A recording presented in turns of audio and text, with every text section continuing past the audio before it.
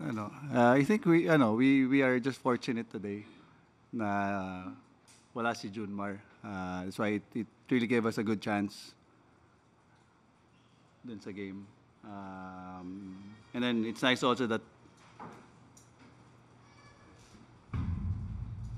while we lost 3 players to the Gilas program and being part of the Siaba 12, guys were really ready to step up, step forward, and they were able to contribute. So malaking bagay sa amin yun today. Of course, the contribution of Dante Green was really phenomenal.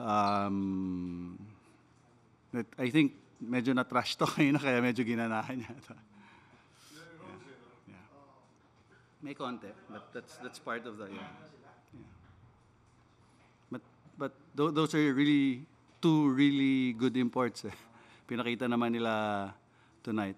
I think both scored in the 40s. So yeah, those are very talented imports that you've seen.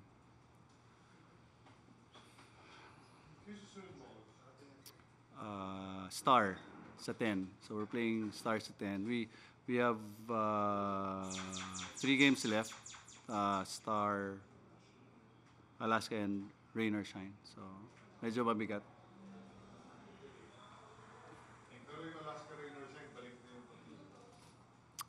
Yes, but sa Alaska kasi I think Siaba ends on the 18th.